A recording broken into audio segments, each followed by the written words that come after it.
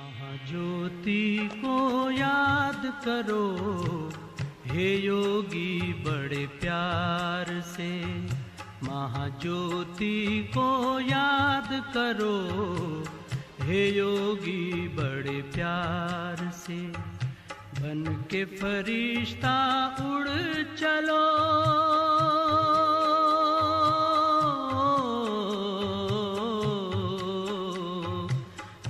के फरिश्ता उड़ चलो हे योगी संसार से। हे योगी संसार से। महाज्योति को याद करो हे योगी बड़े प्यार से। बन के फरिश्ता उड़ चलो हे योगी संसार से। हे योगी संसार से। महाज्योति को याद करो। ओम शांति। स्वागत है आपका मनन चिंतन कार्यक्रम में। सर्वप्रथम हमारे देखने वाले सभी भाई बहनों को वर्ष 2012 की बहुत बहुत ढेर सारी शुभकामनाएं और मुबारक। हम सभी ने 31 दिसंबर 2011 को मीठे मीठे हम सबके प्यारे बाप दादा से 9 वर्ष की शुभकामनाएं कई रूपों से सुनी। विशेष जो उसमें मीठे मीठे बाप दादा ने यह जो हम बच्चों को याद कराया वरदान के रूप में कि जब भी हम अपने आप से ये बातें करें या मनन करें, मैं कौन, तो यह जवाब आए मैं फरिश्ता। और साथ साथ हम सभी बाबा के बच्चों को एक बहुत बढ़िया पसंदीदा टाइटल मिला और वह है हम सभी है राजा बच्चे। तो आशा करते हैं आप सभी को वह मुरली याद भी है और अपने टाइटल जो मीठे मीठे बाप दादा से प्राप्त हुए वह भी अवश्य याद है। वर्ष का पहला दिन, नया साल, और हम अपना चौथा एपिसोड मनन चिंतन का आपके समक्ष लेकर प्रस्तुत हुए। तो चलिए फिर से मिलते हैं उनसे जो हमेशा हमारे और आपके कई ऐसे सवाल जिनका हम जवाब ढूंढते हैं उसका बखूबी से सरल शब्दों में हमें जवाब देती है। जी हाँ, हम बात कर रहे थे नलिनी दीदी की जो हमेशा हमारे साथ मनन चिंतन के हर एपिसोड में हमारे हर सवाल का जवाब देने के लिए सदैव तत्पर और मौजूद रहती है। दीदी जी ओम शांति, आपका स्वागत है। और हम सभी देखने वाले विश्व के सारे बच्चों की तरफ से आपको नए साल की बहुत बहुत मुबारकबादी। आपको भी नए साल की बहुत बहुत बधाई हो और मुबारक हो। इसके पहले कि हमेशा की तरह हम एपिसोड शुरू करते हैं, हमारे प्रश्नों की जो श्रृंखला शुरू होती है, तो एक प्रश्न विशेष नलिनी दीदी को हम ये अवश्य पूछते हैं कि जो भले मुरली में ना हो परंतु उनके अनुभव के आधार पर हमें ऐसा लगता है कि ये एक प्रश्न हम ऐसा जरूर चाहते हैं जिसका नलिनी दीदी जवाब दे, कि जिसका साकार बाबा से या साकार मम्मा से या उन दिनों से ताल्लुक़ रखता हो। तो दीदी जी, यह जो शुरू में ही मुरली में कहा है कि है छोटा सा परिवार, छोटा सा संसार, लेकिन बहुत प्यारा क्योंकि कोटों में से कोई। इससे पहले कि हम प्रश्न हमारे शुरू करें, क्या आप सचमुच समझती हो आपको 50 साल से भी अधिक समय हो गया, तो क्या अभी छोटा सा ही परिवार है या दुनिया की भेंट में छोटा सा परिवार मीठे मीठे बाबा ने कहा? ओम शांति। सभी सुनने वालों को नए वर्ष की बहुत बहुत बधाई हो और मुबारक हो और merry Christmas, happy merry Christmas. अच्छा, ये जो प्रश्न पूछा कि मीठे मीठे बाप दादा ने कहा कि ये छोटा सा परिवार और छोटा सा संसार, तो दोनों ही अर्थ में है, क्योंकि सारे विश्व की करोड़ों मनुष्य आत्माओं में हम देखें तो बाबा ने भी कहा कि कोटों में कोई, कोई में भी कोई। हम सभी बच्चों को, जो राजा बच्चे हैं बाबा के, उनको स्वयं परम पिता परमात्मा ने चुना, माना ढूंढ कर निकाला। तो उनकी भेंट में भी ये छोटा सा परिवार है। और वैसे भी देखें तो संगम युगी जो ब्राह्मण परिवार है, जो शिववंशी प्रजापिता ब्रह्मा के मुख से जो हम बच्चे पैदा हुए हैं, तो हम ब्राह्मणों का भी सारे विश्व के सर्व जाति वंशों के अंदर यदि देखें तो हमारा यह परिवार बहुत छोटा सा परिवार है।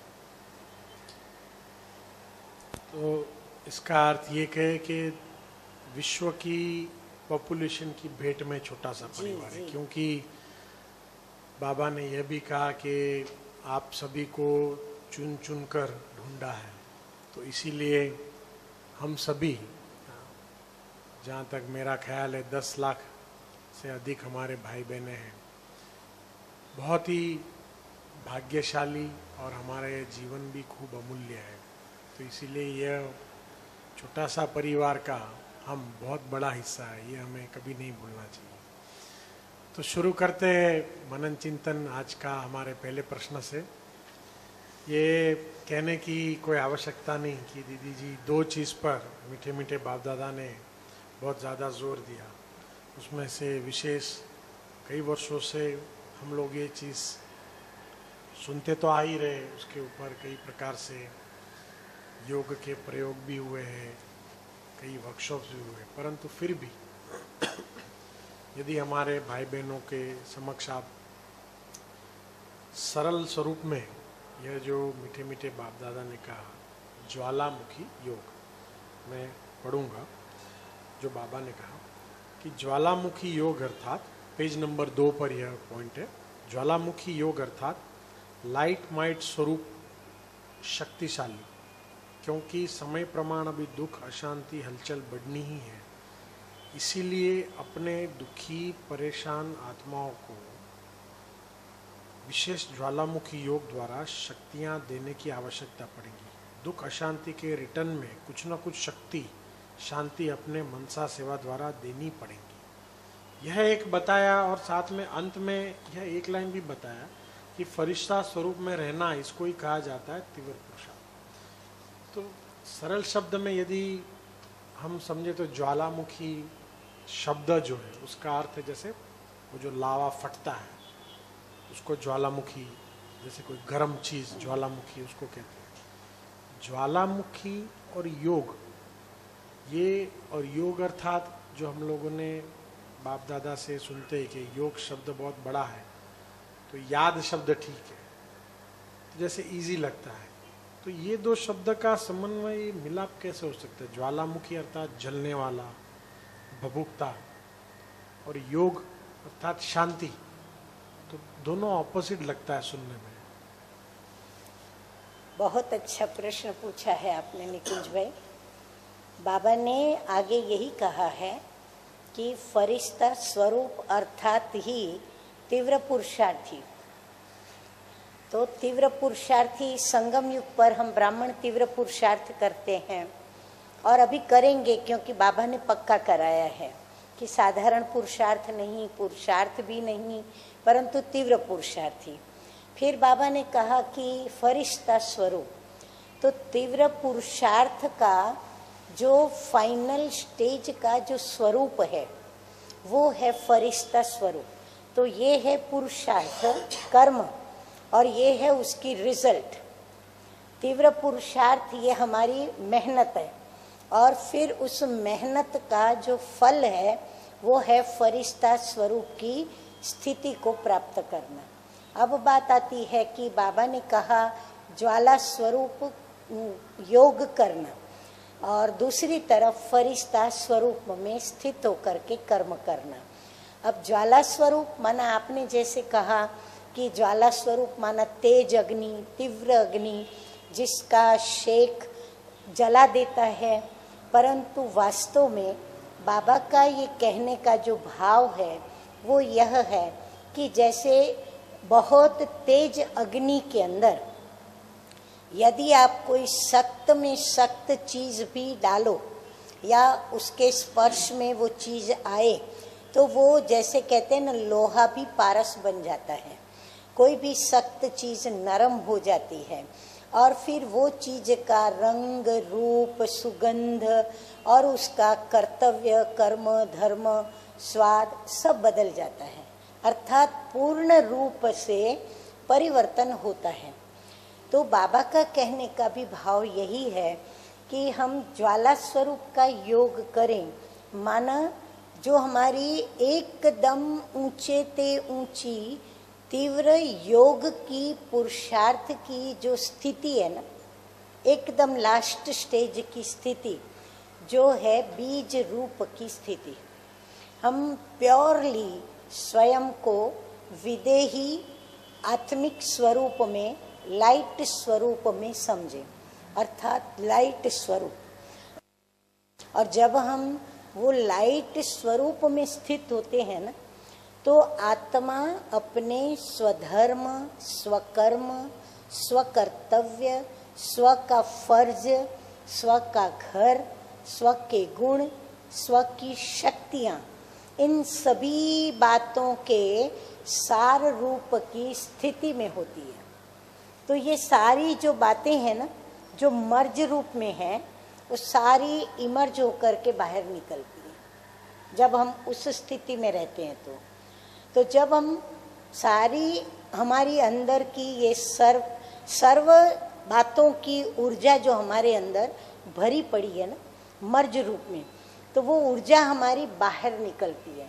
तो जैसे ज्वाला होती है, तो ज्वाला में खाली एक ही ज्वाला की लाट नहीं होती है, एक ही लकीर नहीं होती है, बहुत सारी छोटी बड़ी, ऊंची नीची, बहुत ऐसे जैसे वो डांस करती है। तो बाबा का कहने का भी भाव यही है कि हमारी ये सारी अंदर की शुद्ध, सात्विक, असली, अनादि स्वरूप की जो भी हमारी पावर्स है, वो सारी पावर्स हमारी बाहर निकले। क्यों बाहर निकले? क्योंकि जब हम उस पावर्स को लेकर के बाबा को याद करेंगे, तो ये जो हमने कई जन्मों से विकर्म किए हैं, देह भान और विषय विकारों के वशीभूत, तो ये कई हमारे उसमें हल्के कर्म हैं, कई हमारे बड़े भारी कर्म हैं, कई भूल है, कई पाप है, और कई हो सकता है महापाप भी किए होंगे। जिन महापापों के दाग, पापों के दाग और भूलों के दाग इतने गहरे होंगे कि वो अग्नि पर जलाने से भी नहीं मिटेंगे, साधारण योग से नहीं मिटते हैं। तो इस स्थिति के अंदर हमारे वो विकर्मों का, उन पापों का, महापापों का नाश होता है, वो सारे दाग हमारे मिट जाते हैं। इसीलिए बाबा ने कहा कि लाइट स्वरूप और माइट स्वरूप। तो जब हम लाइट और माइट, आत्मिक स्थिति, प्रकाश स्वरूप, बिंदु स्वरूप, बीज स्वरूप और माइट, सर्व शक्तियाँ हमारी अंदर से जागृत होकर के इन विषय विकारों से बने हुए विकर्मों के ऊपर विजय प्राप्त करें, तब हम फिर स्थिति हमारी क्या बनेगी?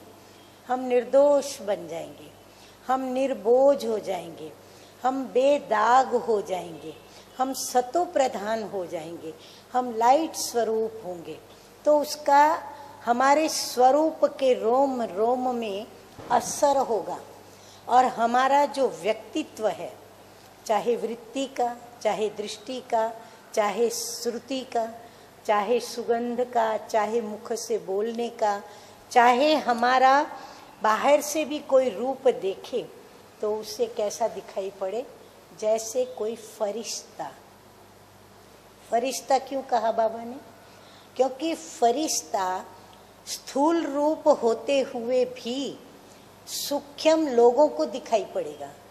वो हमको स्थूल नजरों से देखने जाएंगे या किसी व्यक्ति 5 तत्व के बने हुए शरीर को भी यदि देखे, कोई हमको संबंध से भी यदि देखे, महान व्यक्ति या संत की नज़र से भी देखे, तो ये स्थूल बाहर मुखता का रूप जो है वो उसको दिखाई नहीं पड़ेगा।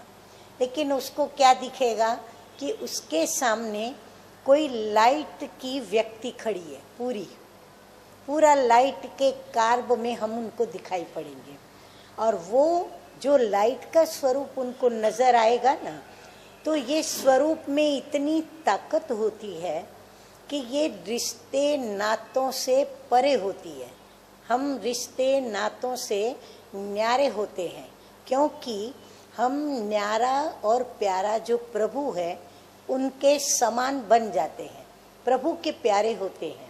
और प्रभु के प्यारे होने के कारण हमारा यह फरिश्ता स्वरूप हमें अंतर्मुखता और आंतरिक वृत्ति और आंतरिक दृष्टि, उससे हमारे से सेवा कराएगी। और हम फरिश्ते स्वरूप में किसी को भी यदि प्रभु की स्मृति में, पिता की स्मृति में यदि हम दृष्टि देंगे, तो वह आत्मा जो प्यासी है किस चीज़ की, जो दुखी है, उसको अंदर सांत्वना चाहिए कि मेरा दुख आज दूर हुआ, या उसे कुछ ऐसी दवाई मिली जिससे वो अंदर में सुख महसूस करे।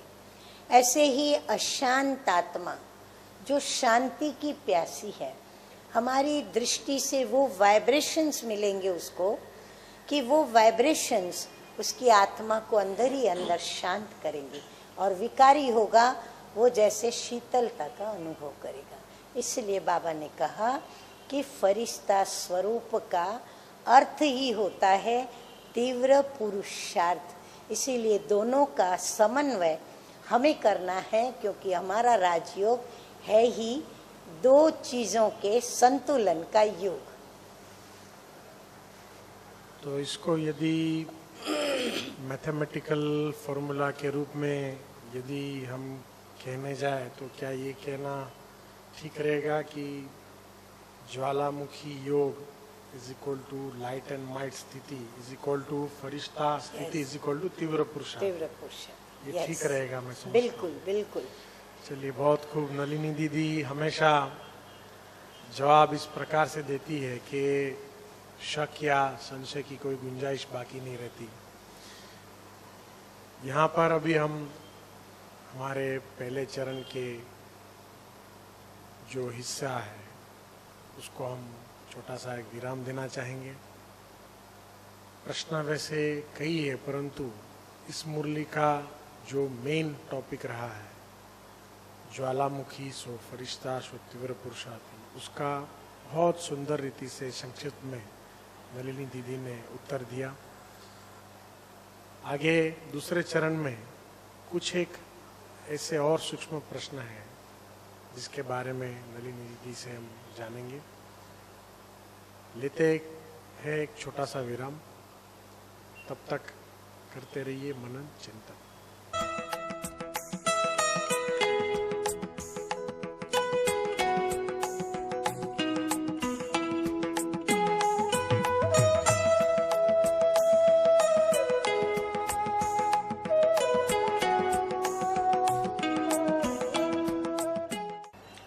स्वागत है आपका फिर से मनन चिंतन कार्यक्रम में। आज हम हमारे चौथे एपिसोड का प्रस्तुतिकरण आपके सामने लेकर आप पहुंचे हैं। हम अपने दूसरे चरण में नलिनी दीदी से विशेष कुछ और प्रश्न पूछेंगे और उसके संक्षिप्त में राजयुक्त जो उत्तर है वह उनसे जानेंगे। दीदी जी, यह प्रश्न पूछना आपसे इसलिए उचित रहेगा क्योंकि आप टीचर ट्रेनिंग की भी टीचर रह चुकी हो, साथ साथ आप भट्टियों की भी टीचर रह चुकी हो। देश विदेश में आपने कई जगह जाकर भट्टियाँ भी कराई हैं। तो विशेष इसीलिए यह प्रश्न हम चाहते हैं आप इसका उत्तर ज़रूर दें, क्योंकि ये प्रश्न विद्यार्थियों से भी रिलेटेड है और साथ साथ सेंटर और सेवा केंद्र की जो बहन है उनसे भी रिलेटेड है। तो जो बाप दादा ने विशेष कहा कि विशेष अभी क्या करेंगे, एक दो के स्नेही सहयोगी बन हर एक सेंटर सेवा स्थान ज्वालामुखी योग का वाइब्रेशन और क्रम में एक दो के स्नेही सहयोगी बन हर एक को आप अटेंशन में रखते हैं, जो भी कमी है उसमें सहयोग दो। मनसा द्वारा अन्य आत्माओं की सेवा करो और अपने सहयोग द्वारा ब्राह्मण साथियों की विशेष सेवा करो। ये दो चीज जो है, पहला तो थोड़ा चूंकि आपने ज्वालामुखी योग के ऊपर बहुत सुंदर समझाया, परंतु यह जो है कि मनसा द्वारा अन्य आत्माओं की सेवा करो, अर्थात बाहर वाले अज्ञानी आत्माएं, और अपने सहयोग द्वारा ब्राह्मण साथियों की विशेष सेवा करो। तो ब्राह्मण की क्या सेवा हम कर सकते हैं, क्योंकि ऑलरेडी जो ब्राह्मण हैं उनकी क्या सेवा कर सकते हैं? ब्राह्मणों की तो विशेष सेवा सहयोग की जो बाबा ने बताई, वो ऐसे है कि हम सभी ब्राह्मण, बाबा भी कहते हैं कि हम सब नंबरवार पुरुषार्थ अनुसार अपना अपना पुरुषार्थ कर रहे हैं और मेहनत कर रहे हैं। तो स्वाभाविक है कि हमारी भी कभी चढ़ती कला होती है, कभी उतरती कला होती है, कभी हम बहुत अच्छे तीव्र पुरुषार्थी होते हैं, कभी साधारण पुरुषार्थी, कभी बिल्कुल पुरुषार्थी होते हैं, कभी हमारी हार होती है, कभी जीत भी होती है, कभी हम पॉजिटिव में होते हैं, कभी नेगेटिव में होते हैं। तो हम जब इस सेवा केंद्र पर रहते हैं और जो हमारे घर गृहस्थ में रहने वाले बाबा के लाडले प्यारे साक्षी दृष्टा जो भाई बहनें हैं, तो वो सभी हम आपस में जब भी चाहे योग के लिए सम्मिलित होते, चाहे क्लास के लिए सम्मिलित होते, चाहे सेवा में हम सम्मिलित होते हैं, तो हम सभी के भी अपने अपने स्वभाव हैं, अपने अपने संस्कार हैं, और उन स्वभाव संस्कारों को साथ में रखते हुए हम श्रीमत को मानते हुए और जो भी सेवाएं बाबा कहते हैं वो हम बच्चे करते हैं।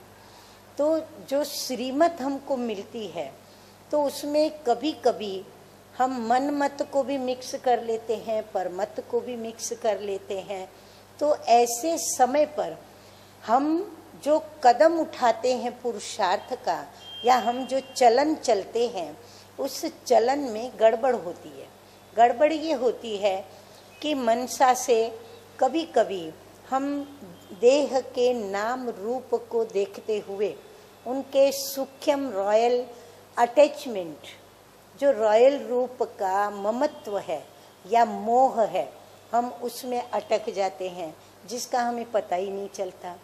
उसी प्रकार जो हमारी दृष्टि है कभी कभी देह पर चली जाती है, ये अच्छा है, ये बुरा है, इसमें गुण है, इसमें नहीं, इसमें विशेषताएं हैं, इसमें नहीं, तो हम प्रभाव में आते हैं, अच्छे या बुरे, नेगेटिव और पॉजिटिव दोनों प्रभाव में आते हैं। जहाँ अच्छा प्रभाव पॉजिटिव है वहाँ तो हम उसे अपना समझ लेते हैं, जहाँ नेगेटिव प्रभाव पड़ता है वहाँ हम अपना अपनेपन और प्यार का व्यवहार नहीं करते, रूहानी स्नेह का व्यवहार नहीं करते।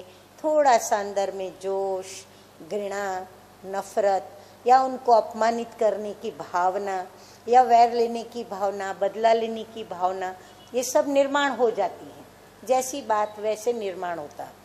उसी प्रकार हमारी वाणी, जहाँ अपनापन है, जहाँ स्नेह है, वहाँ सहयोग देते हुए हम वाणी भी बहुत मीठी बोलते हैं। उनके ऊपर गुस्सा आने के बावजूद भी गुस्सा नहीं करते। और जहाँ हमारा अपनापन नहीं, रूहानी स्नेह नहीं, वहाँ असहयोग की भावना और हमारी वाणी के अंदर कटाक्ष युक्त बोल या कड़वे बोल या कांटे चुभाने वाले बोल, ऐसे बोल हमारे निकलते। ठीक उसी प्रकार हमारी प्रवृत्ति, हम जो कर्म करते हैं कर्मेंद्रियों से, तो उन कर्मों के अंदर भी भेदभाव आने लगता है। और फिर हम सेवा में भी कभी कभी या तो हम सेवा करते या हम कभी डिससर्विस भी अपनी चलन से कर देते हैं। तो ये जो हमारे हार और जीत, सेवा, सर्विस और डिससर्विस, पॉजिटिव और नेगेटिव, ये जो हमारी चलन के अंदर जो बातें आती है ना, उसके लिए बाबा को ये कहना पड़ता है कि ब्राह्मणों को आपस में एक दो को सहयोग देना है। किस बात में? हमारी हर बात में, हमारी वृत्ति, यदि हमें पता चली कि मेरे साथी की या मेरे दोस्त की या मेरे ईश्वरीय परिवार के भाई की या बहन की वृत्ति में कुछ बात ठीक नहीं है, तो हमारा काम है प्रेम से उसका ध्यान खिंचवाना। उसी प्रकार दृष्टि, उसके बोल, उसके कर्म, हमारा फर्ज है हम उनको बताएं। यदि हमारा प्रभाव नहीं पड़ता है तो जिसका प्रभाव उसके ऊपर पड़ता है हम उस व्यक्ति के साथ उसका संबंध जोड़ें। बेहतर तो ये रहेगा कि जो निमित्त है हम निमित्त से यदि उनका नाता जोड़ दें तो उससे बढ़कर और कोई दवाई नहीं होगी, तो हम ये सहयोग दें।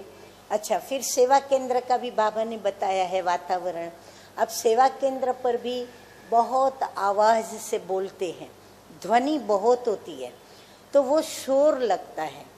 तो हम किसी से भी बात करें, मुझे याद है साकार बाबा ने हम बच्चों को ये सिखाया कि कभी भी आपस में बातें करो तो ऐसे बातें करो जैसे मैं और आप, हम दो ही सुनते हैं, तीसरा हमारी बात को सुन न सके, इतना हम धीरे से बोले और मीठा भी बोले और जो बात आवश्यक हो उतना ही वर्णन करें। आजकल कईयों को बहुत वर्णन करने की भी बहुत आदत होती है। बात होगी 1 मिनट की, उसमें वो 10 मिनट 15 मिनट लगा देंगे। ऐसे ही बात में कोई सार नहीं होगा, लेकिन वो आकर के उसका विस्तार सुनाएंगे, तो टाइम वेस्ट होता है, एनर्जी वेस्ट होती है। हमारा जो अमूल्य समय बाबा ने दिया है जीवन का, तो वो जीवन की हमारी घड़ियां कम होती है, हमारे श्वास व्यर्थ जाते हैं, और श्वास व्यर्थ जाते तो हमें थोड़ा व्यर्थ संकल्प भी चलना शुरू होता, उस व्यक्ति के प्रति स्नेह कम होता। तो ऐसे कई नुकसान हमारे सामने आते। तो बाबा कहते ये भी ब्राह्मण जो सेंटर पे रहने वाली बहनें हैं चाहे भाई हैं है तो वह भी ब्राह्मण बच्चे, तो हम आपस में एक दो को सहयोग ऐसा दें कि हम फरिश्ता स्वरूप की स्थिति में चलें, तो ऑटोमेटिकली मेरे संग का रंग उसको लगे। मैं धीरे से बोलूँगी ना तो वो भी धीरे से बोलेंगे। मैं आपको एक मज़ेदार अनुभव सुनाती हूँ मेरा। जब मैं मौन रखती हूँ ना, तो मेरे साथ में जो साथी है ना, वो जब मेरे पास कोई बात सुनाने आते हैं ना, तो वो भी एकदम जैसे बाबा का आवाज़ कैसी निकलती है व्यक्त बाप दादा की, वो भी एकदम या तो धीरी आवाज़ में बोलते हैं या तो मोस्टली 95% मैंने नोट किया है वो भी मेरी तरफ फिर इशारा करने लगते हैं। फिर मुझे उनको कहना पड़ता है कि मौन मेरा है, आपका मौन नहीं है, ऐसा बताना पड़ता है। तो मैंने देखा कि कितना मौन का प्रभाव पड़ता है। तो बाबा कहते अपनी चलन से सभी को सहयोग दो। तो चलन में तो सब बातें आ जाती है, जितनी भी हमारी स्थूल सूक्ष्म कर्मेंद्रियों से हम जो भी कर्म करते हैं वो सहयोग है। अब मनसा सहयोग के लिए कई मूंझते हैं कि मनसा से कैसे सहयोग दें। तो मनसा से ऐसे सहयोग देना है कि यदि आप स्वभाव के बड़े नम्र चित्त हो, स्वभाव के मीठे हो, आपके पास हर बात की सत्यता और सिद्धांत में आप सदैव चलते हो, पसंद करते हो, आपको आवाज़ पसंद नहीं, एकांत पसंद है, परंतु मैं बाहर मुखी हूँ, जोर से बोलने वाली आत्मा हूँ, मैं आपकी तरह सिद्धांतों पे, नियमों पे स्ट्रिक्टली चलने वाली आत्मा नहीं हूँ, तो स्वाभाविक मुझे आपकी यह बातें या तो मुझे अच्छी नहीं लगेंगी, या तो मुझे समझ में नहीं आती हैं, या तो फिर मैंने उनका राज नहीं समझा है, या तो मैं आपको परख नहीं पाई हूँ, या तो मैं श्रीमत भूली हुई हूँ जो बाबा ने ये बातों की शिक्षाएं दी है, जिसमें आप चल रहे हो पर मैं नहीं चल रही हूँ। तो फिर मैं क्या सोचूंगी आपके विषय में? सब गलत बातें सोचूंगी, मुझे सब गलत फहमी होगी आपके लिए। हाँ, बहुत ये तो दिखाते हैं अपनी धारणा, हाँ ये तो ऐसे हैं, हाँ ये तो वैसे हैं, ऐसा थोड़े ही चला जाता है। ऐसे यदि चलने लगे तो फिर हमारे काम कैसे होंगे, ये होगा वो होगा, ऐसे होगा वैसे होगा।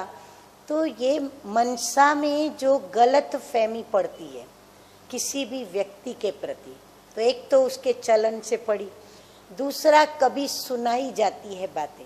मुझे कोई आके कहता है ये ऐसा है, ये वैसा है, ये तो ऐसी, ये तो वैसी, और मैंने सुन कर के यदि उसको मान लिया और मन के अंदर उस व्यक्ति के प्रति वो बात मैंने फिट कर ली कि हाँ ये व्यक्ति ऐसी है, मेरे अनुभव में भी नहीं आया, मेरे साथ वो व्यक्ति वो व्यवहार करता भी नहीं, फिर भी मैं उस व्यक्ति की बात सब जगह फैला रही हूँ, बता रही हूँ कि हाँ मैंने सुना है वो तो ऐसे, वो वैसे, वो ऐसी, वो वैसी।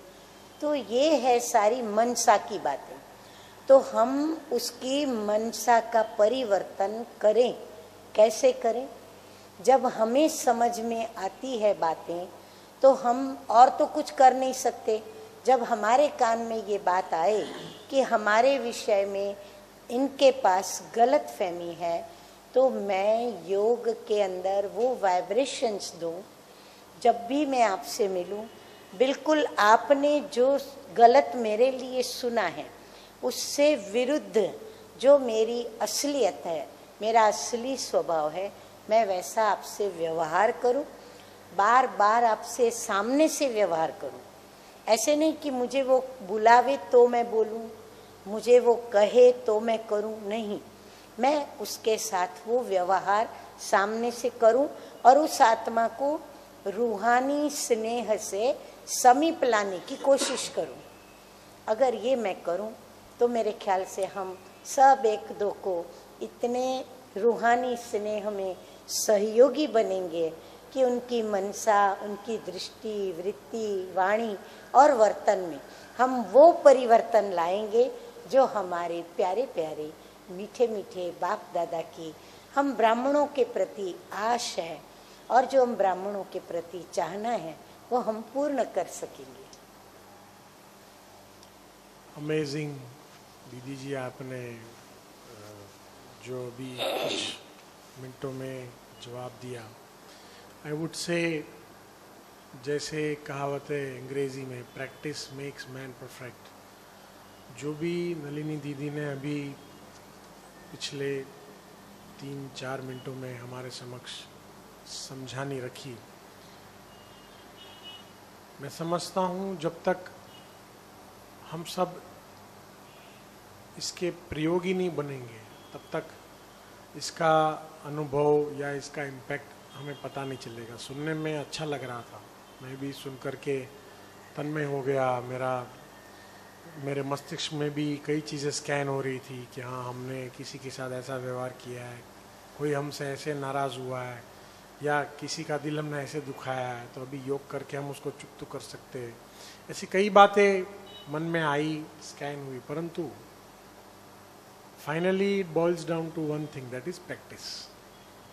जब तक आप इसको प्रयोग में नहीं लाएंगे, प्रैक्टिस नहीं करेंगे, आपको इसका अनुभव या इसका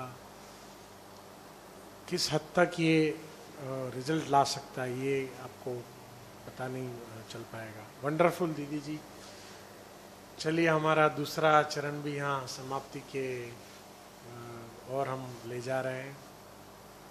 तीसरा और आखिरी चरण आप सबका, हमारा चहिता, जिसको हम कहते हैं अर्जी आपकी या कहे सवाल आपके, जवाब नलिनी दीदी के। कई प्रश्न फिर से हमें आए हैं, जिनके प्रश्न का जवाब हम नहीं दे पाते, फिर से उन्हें दिल से नम्र हमारा अनुरोध है कि आप कृपा करके ईमेल करें या पोस्ट लिखें। नलिनी दीदी अवश्य आपके प्रश्न का जवाब देंगी। यूएसए से नैना बहन, जिन्होंने एक प्रश्न पूछा था, उनका जवाब नलिनी दीदी ने सविस्तार ईमेल के द्वारा दिया है और मैं आशा करता हूँ you have got your answer, आपको ईमेल के द्वारा जवाब मिला है। इसी प्रकार से जिनको भी लगता है वो लिख सकते हैं। दीदी जी पूर्ण रीति से कोशिश करती है कि स्वयं अपने हाथ से उनको जवाब लिखे। तो चलिए एक छोटे से विराम के बाद मिलेंगे फिर से। तब तक देखते रहिए मनन चिंतन।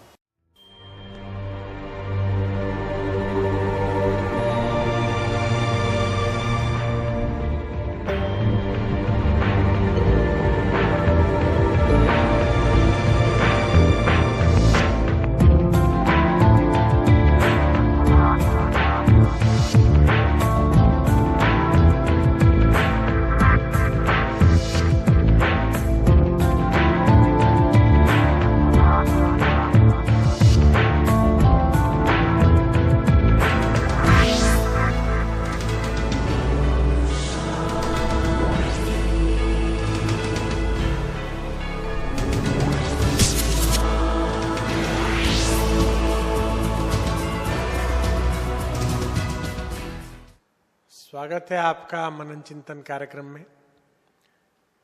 हमारे दूसरे चरण में कई गुह्य राज नलिनी दीदी ने हमारे समक्ष खोले। आशा करता हूँ आप सभी उसके ऊपर गहन चिंतन करेंगे।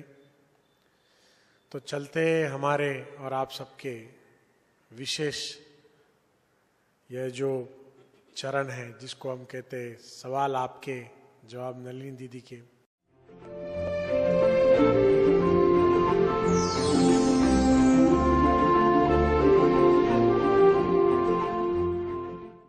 वैसे कई प्रश्न आए, परंतु जैसा कि हमने तीसरे एपिसोड में भी कहा था कि कुछ समय की अवधि को हमें देखते हुए सभी प्रश्न का चुनाव हम नहीं कर पाते। तो इसीलिए इस बार भी समय की अवधि को देखते हुए हमने केवल एक प्रश्न का चुनाव किया। बहुत विशेष और विशिष्ट प्रश्न है, सारी मुरली की हाईलाइट है यह प्रश्न। तो आशा करते कईयों को ये प्रश्न आया होगा, तो मैं चाहूँगा नलिनी दीदी इसका उत्तर दे। ये उत्तर प्रदेश से एक प्यारी सी कन्या ने प्रश्न पूछा है। आशा करता हूँ आप ज़रूर सुनेंगी। नलिनी दीदी आपके प्रश्न का जवाब दे रही है। यह जो याद प्यार के दौरान दीदी जी बाप दादा ने कुछ शब्द उच्चारण किए, तो यह कन्या इनका प्रश्न है कि जो बाप दादा ने कहा कि बाप दादा तो सभी बच्चों को, चाहे कोई कमज़ोर है चाहे तीव्र पुरुषार्थी है, सबको 3 मुबारक दे रहे हैं। एक नव जीवन की मुबारक, दूसरी 9 वर्ष की मुबारक और तीसरी 9 दुनिया में साथी बन चलने की मुबारक। साथ साथ इसी के अनुसंधान से पेज नंबर 5 में यह भी कहा है कि बाप दादा नए वर्ष में नवीनता चाहते, वही संस्कार नहीं चाहते। एक एक बच्चा बाप समान दिखाई दे। इनका विशेष प्रश्न यह है कि ऊपर जो कहा है मीठे मीठे बाप दादा ने कि बाप दादा सभी बच्चों, चाहे कोई कमजोर भी है, सभी को एक जैसे ही याद कर लेते हैं। पर जो आखिर में ये जो कहा है कि नए वर्ष में नवीनता चाहते, वही संस्कार नहीं चाहते। तो यदि मैं कमजोर हूँ तो मुझे याद प्यार तो मिल ही गया, नए जीवन की, 9 वर्ष की, और साथी बन चलने की। पर आगे फिर ये भी है कि जैसे टीचर कहता है वे पुराना नहीं चलेगा, नया करो। तो थोड़ा सा इनको, यदि मैं आपका प्रश्न सही पूछ रहा हूँ, असमंजस है कि पहले खुश हो गए हम, चलो हम कमजोर भी है फिर भी अपने को मिल गया। चाहे कोई कमजोर नहीं है, होशियार है, उसको भी मिला, मुझे भी, दोनों को सेम गिफ्ट। पर आगे ये कह दिया नहीं चलेगा, वही संस्कार नहीं चाहते, नया चाहते। तो ये कमजोर के लिए कुछ था नाराजगी? नहीं, नाराजगी नहीं थी इसमें, लेकिन और ही मैं तो यही कहूँगी बहना कि इसमें और ही कमज़ोरों के प्रति प्यारे प्यारे मीठे मीठे बाप दादा का प्यार समाया हुआ था। जो उन कमज़ोरों को भी मीठे मीठे बाप दादा बलवान, शक्तिमान और शिव की शक्ति बनाना चाहते हैं। तभी बाबा का ध्यान विशेष उन आत्माओं के प्रति गया। नहीं तो स्वाभाविक है, जो महारथी हैं, जो सर्विसेबल हैं, जो योग युक्त हैं, युक्ति युक्त चलते हैं, तो ध्यान उनके ऊपर ही विशेष जाता है। जैसे आसमान में भी जो सबसे ज़्यादा चमकने वाले सितारे होते हैं, तो ध्यान तो उनकी ओर ही आकर्षित होता है। लेकिन विशेष प्यारे प्यारे बाप दादा ने कमज़ोर आत्माओं के प्रति ध्यान दिया और उनको अपनी ओर आकर्षित किया, क्योंकि वो स्वयं तो सभी को आकर्षित नहीं कर पाते। इसलिए बाप दादा ने उन आत्माओं को आकर्षित किया, आकर्षित बनाने के लिए। इसलिए ये समझना कि शायद हम कमज़ोर हैं इसलिए ये नाराज़गी है, नहीं, ये नाराज़गी नहीं है। अब बात आती है कि नवीनता की, कि नवीनता करें। अब नवीनता, कमज़ोर आत्माएं सोचेंगी कि मैं क्या नवीनता करूं, मैं तो हूँ ही पहले से कमज़ोर। लेकिन कमज़ोर माना जोर कम लगावे भले, पर कम जोर लगा करके भी वो कुछ तो कर ही सकते हैं। कमज़ोर रहना नहीं है, लेकिन कमज़ोरी जो हमारी है उसमें हमको जोर लगाना है। और जोर भी भले हम ज़्यादा नहीं लगा सकते महारथियों की तरह, पर हम थोड़ा तो जोर लगा ही सकते हैं उनके सहयोग से। नहीं तो सबसे बड़ा सहयोग परमपिता परमात्मा का। तो कैसे नवीनता लानी है उसका एक साधारण मिसाल देती हूँ कि समझो आज हम अमृत वेले उठते हैं, क्योंकि बाबा ने हम बच्चों को अमृत वेले का महत्व तो समझाया। अमृत वेले हमारे मीठे मीठे बाप दादा हमसे मिलते हैं, हमारे लिए वेट करते हैं, हमें शक्तियाँ और सब कुछ हमें अमृत वेले प्राप्त होता है। अब मैं अमृत वेले उठती हूँ, मैं कमज़ोर हूँ, मैं उठती हूँ, रोज़ उठती हूँ, इसमें तो मैं बराबर हूँ, उसमें मैं कमज़ोर नहीं हूँ। परंतु उठ कर के जब बैठने की बात आती है, वहाँ फिर मैं धीरे धीरे अपनी कमज़ोरी के संस्कार में आ जाती हूँ। कैसे? या तो मैं वो स्फूर्ति में नहीं रहती हूँ, एक्टिव नहीं होके बैठती हूँ, या मुझे झुटके आते हैं, या मुझे नींद आती है। और यदि मुझे नींद नहीं भी आई तो फिर मेरा योग लगता नहीं है। तो ऐसी मेरी कई कमियां अमृत वेले की हैं।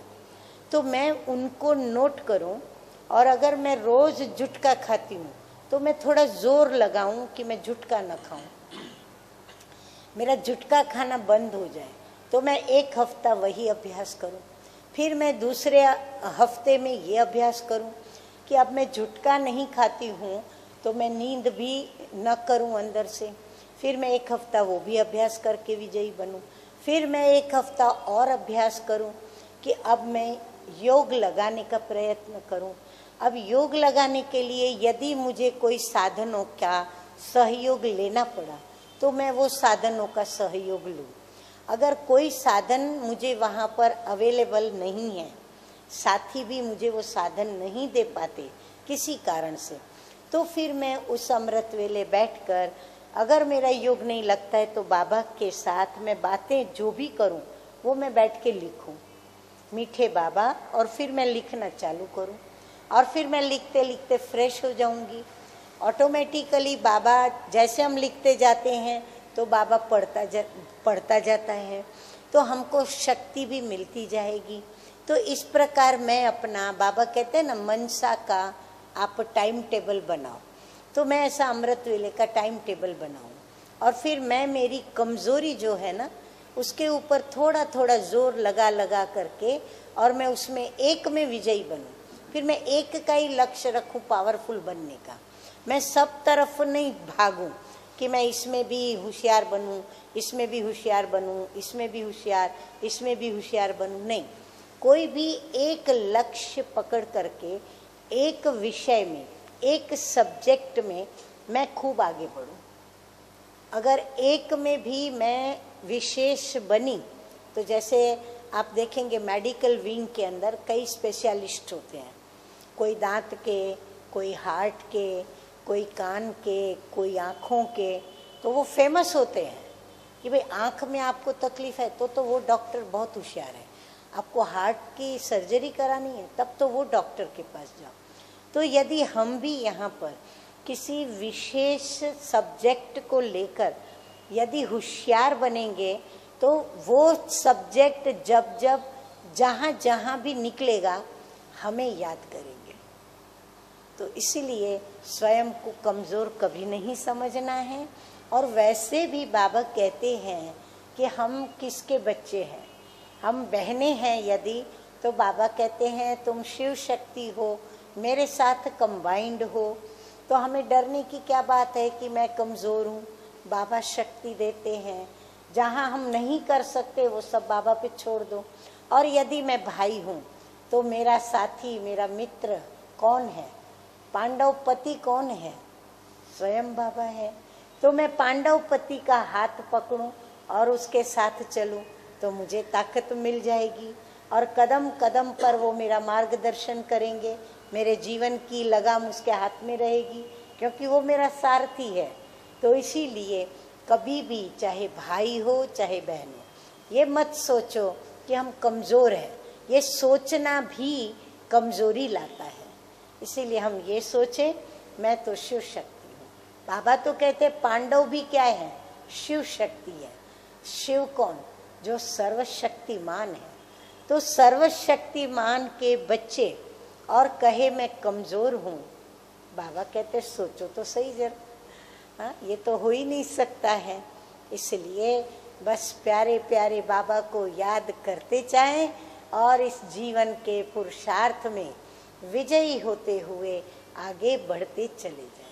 बस ये अभ्यास करें। चलिए, दीदी जी ने एक प्रश्न में 2 प्रश्न के जवाब दे दिए जहाँ तक मैं समझा हूँ। एक तो बहुत सहज रीति से आपने अमृत वेला कैसे निर्विघ्न रूप से करे वह हम सभी को बताया, और साथ साथ कमजोरी मिटाने का सहज नुस्खा, जो भी हम लोग कई लोग समझते हैं कि मेरी ये कमजोरी है, मेरी ये कमजोरी है, मैं इसमें कमजोर हूँ, उसका बहुत सहज रीति से उपचार कहो या रास्ता कहो या विधि को और नलिनी दीदी ने हमारे समक्ष प्रस्तुत की। आशा करता हूँ कि आप सभी, फिर से मैं कहूँगा कि केवल सुनना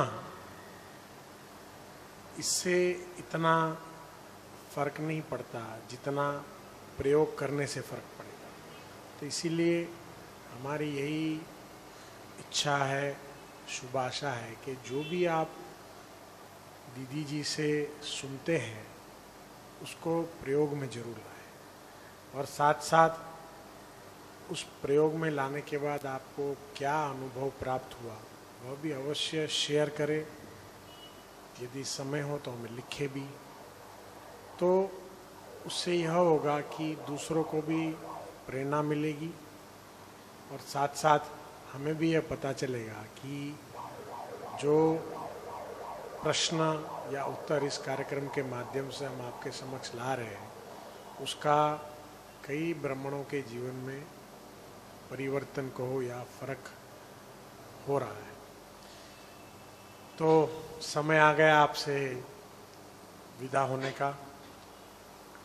फिर से मीठे मीठे प्यारे प्यारे हम सबके सिकीलदे प्रजापिता ब्रह्मा बाबा, उनकी पुण्य स्मृति दिवस 18 जनवरी हम सब ब्राह्मणों के लिए बहुत विशेष दिन है।